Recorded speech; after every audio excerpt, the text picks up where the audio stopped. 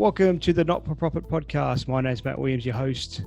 Today we are talking to Brett Mcleod, currently the Managing Director at IC Church, former Managing Director at Focus on the Family, and also Radio 96.5 FM here in Brisbane. The Not-for-Profit Podcast is brought to you by Platinum Audits for all your auditing needs. If you need any audits done or you need any information, please contact Platinum Audits.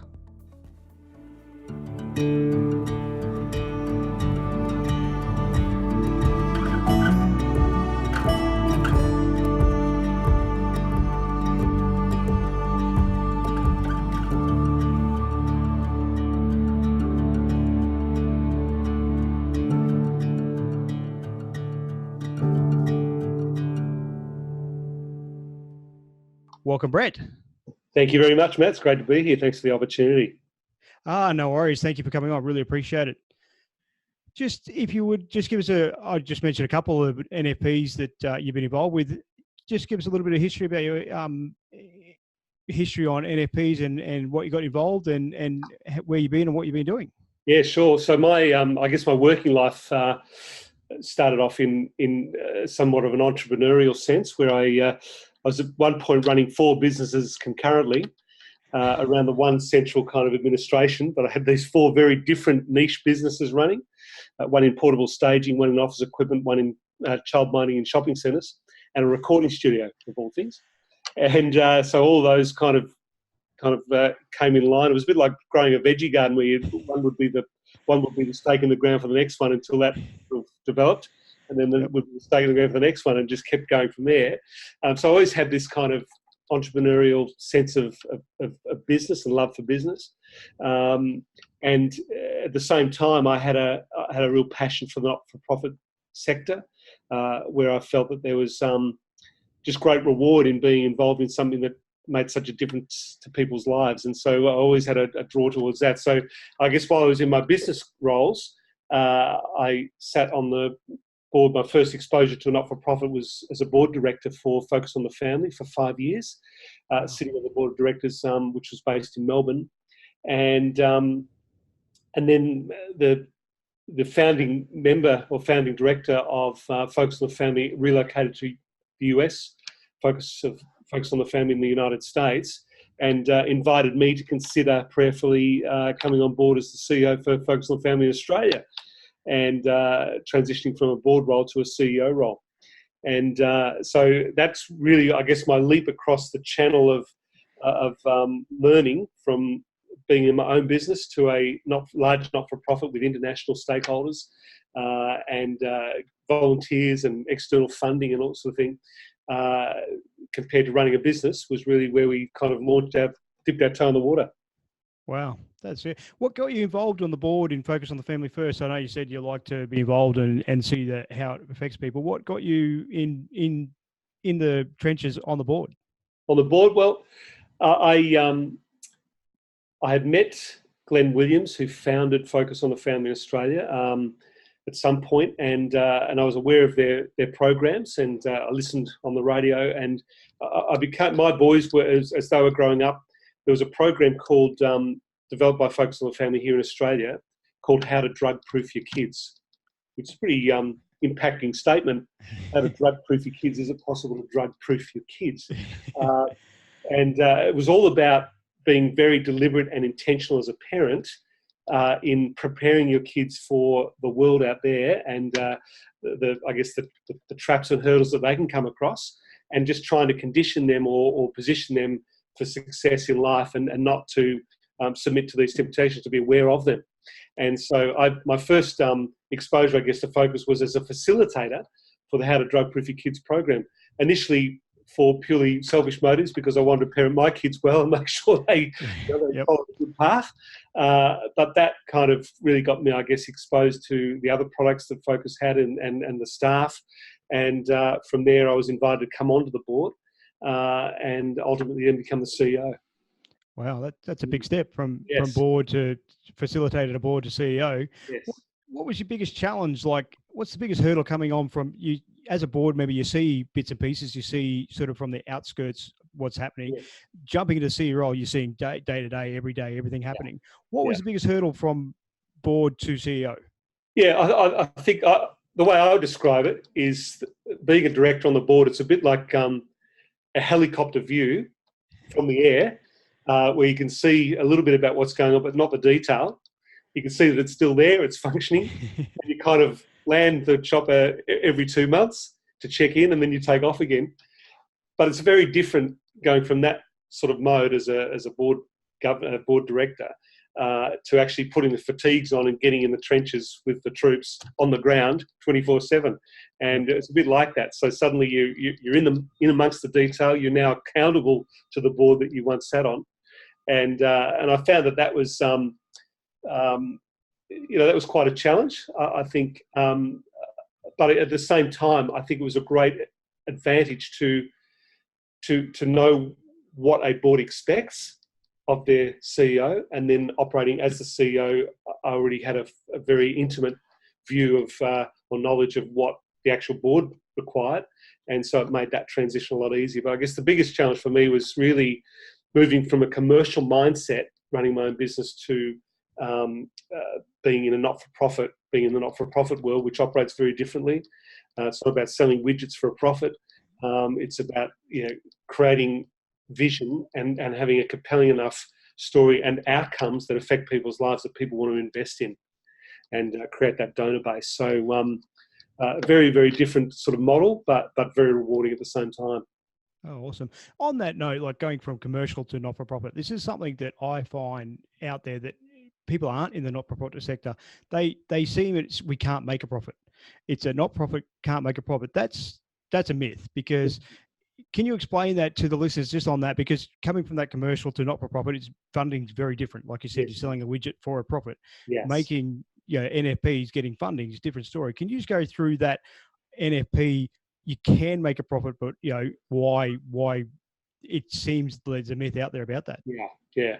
I think it's all in the terminology. A not-for-profit is about there's a difference between having profit and having surplus. So the way an NFP, a not-for-profit organisation, should function is that it's okay to work towards a surplus, but it's not really called a profit. But the surplus actually funds the ongoing operation, the sustainability of the organisation. And so I think having a commercial mindset helped to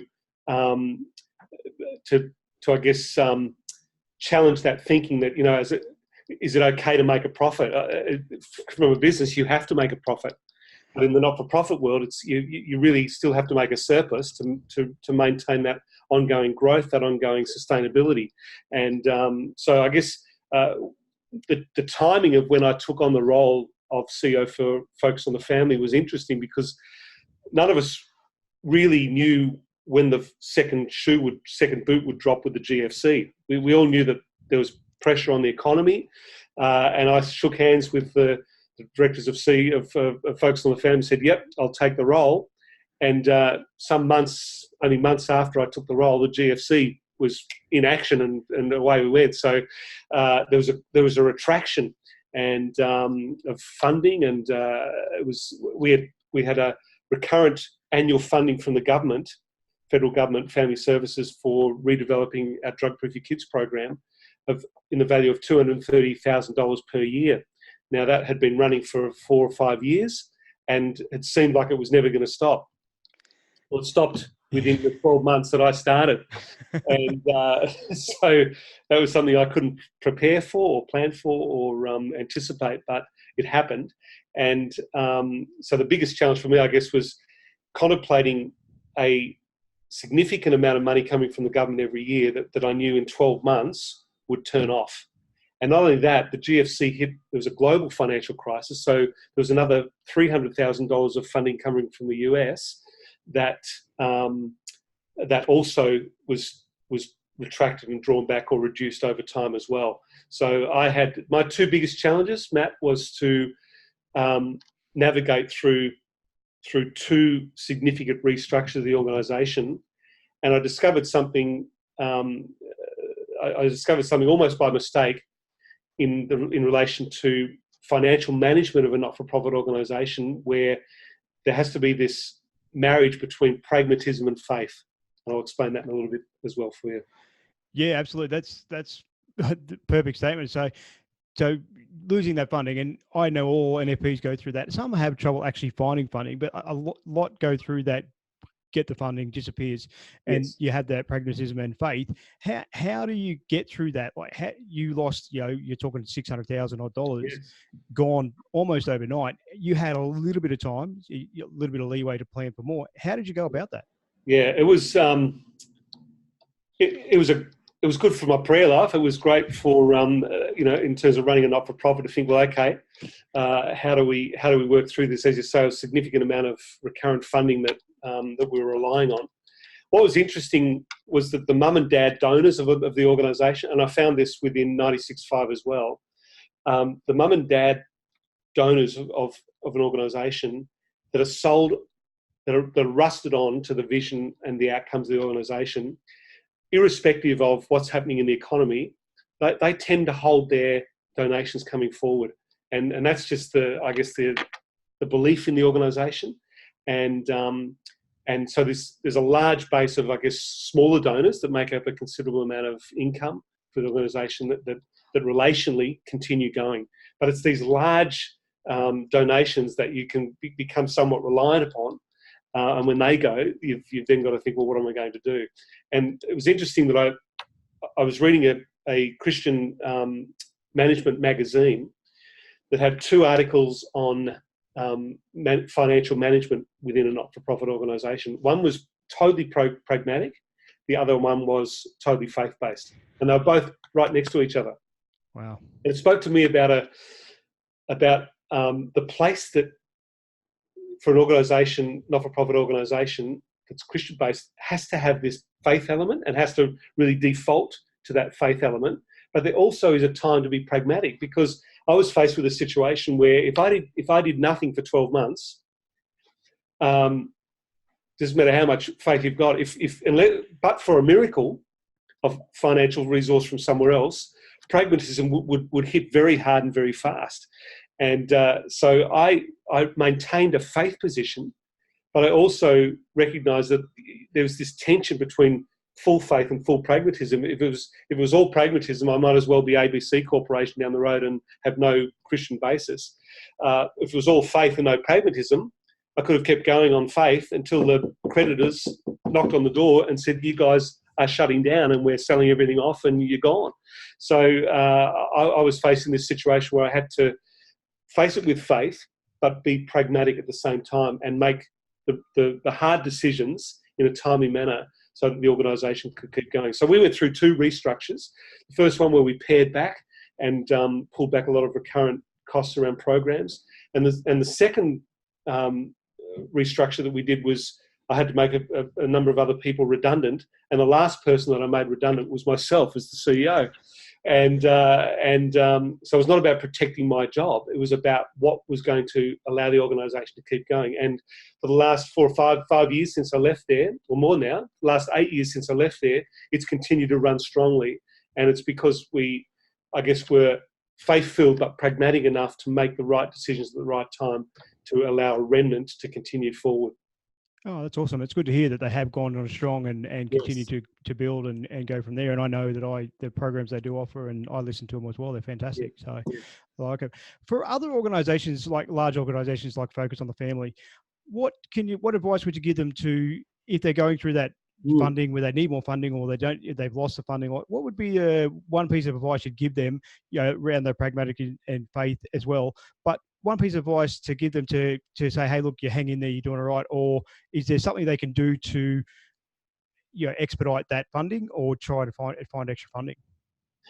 Yeah, look, it's a pretty broad question. I guess it really depends on the nature of the organisation and where the potential funding opportunities can come from. And I guess it's about being creative enough and innovative enough in your approach to explore perhaps some territories and avenues and ponds that you haven't fished in, and to put it crudely, but where are the opportunities where perhaps we haven't exploited the full potential or even tested the water, and what can we do? And it's really, I guess, a matter of rolling the sleeves up and being totally focused on maintaining the mission at whatever level you can.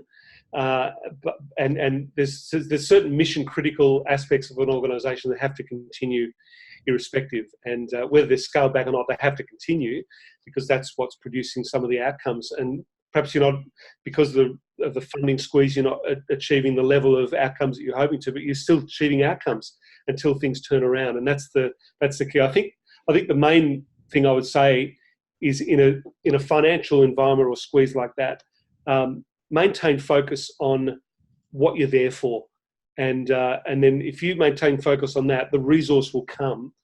There will be provision for the vision, and that comes as you maintain a laser focus on what you're about and what you're trying to achieve.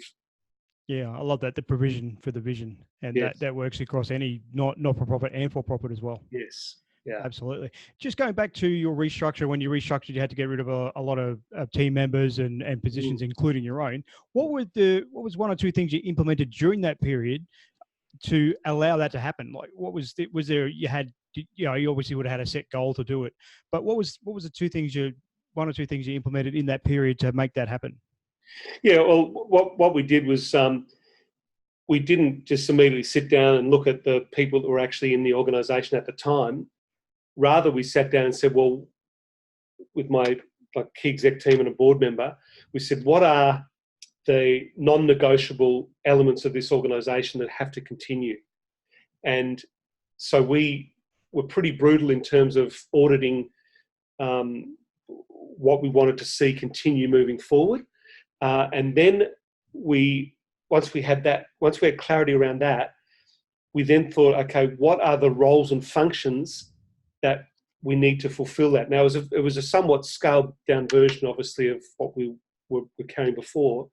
But within that, we said, okay, these are the functions and roles that are required to maintain what we've agreed we need to continue. And then we started to look at, okay, what are the skill sets we need to fulfill those roles and functions? And that's where we started to move the pieces on the board, and we moved people into those roles. And some of the functions and roles were a combination of what existed before in separated form. We'd blended roles, we'd removed roles altogether, and we then just placed people that we had in the organisation against those roles. And in some cases, we couldn't find someone that existed in the original mix that fulfilled a new role.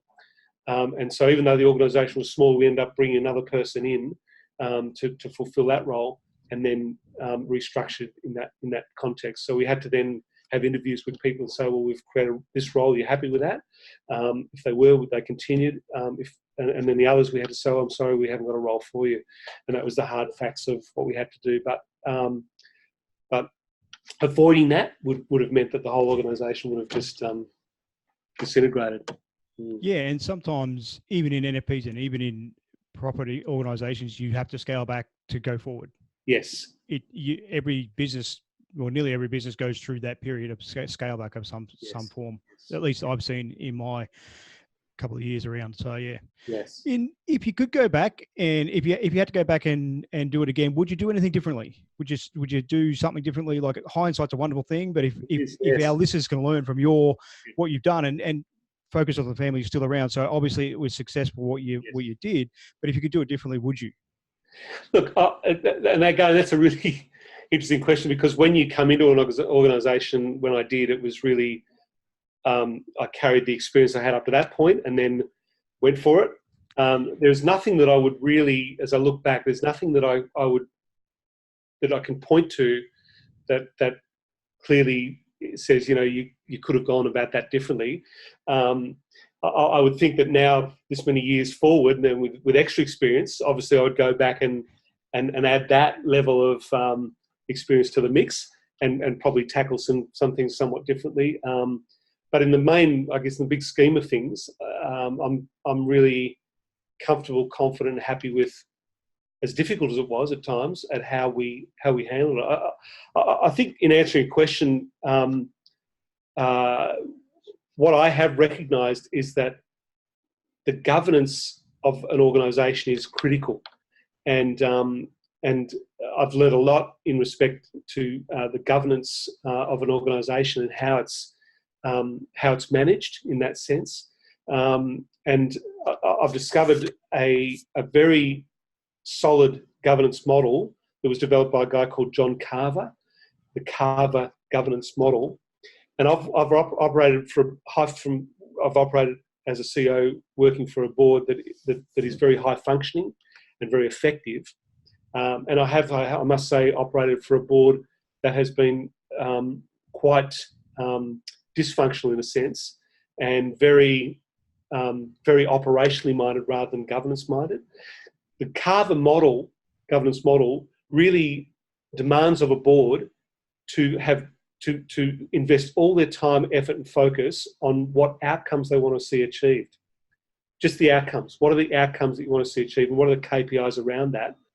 And then hand that over to the executive team and the CEO and say, this is what we're wanting. These are the aspirations and the missions of the and the outcomes and objectives of the organisation. You build the strategy to make that happen. And then leaving it to the people who are involved 24/7 to live or die by how they achieve that. And that model really provides it frees up the board to focus just on the outcomes and objectives that they're chasing, but it also is very freeing and liberating for the operations team to say, you know what, there are no restrictions on how we can do this, provided we don't bring reputational damage to the organisation, that we're ethical and that we're responsible, but we've got total license on how we achieve this, and use our maturity, experience, and the trust we have from the board to deliver. And so you just go for it.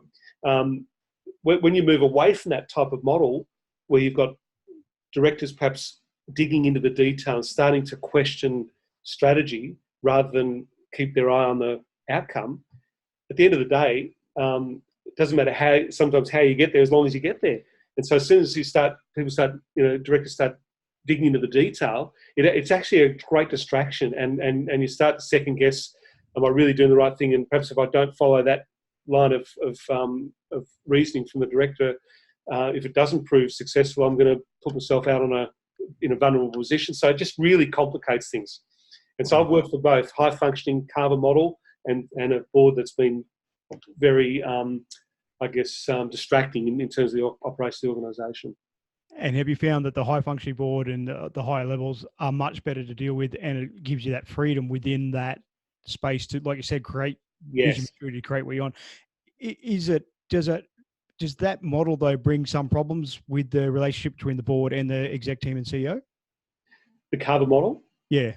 I don't see it. I think what the success of it really is on the basis of having great clarity around what we're seeking to achieve as a board, and the accountability of the CEO to deliver on that. So really, it's very easy to measure. Have these objectives been achieved or realised? If not, why not?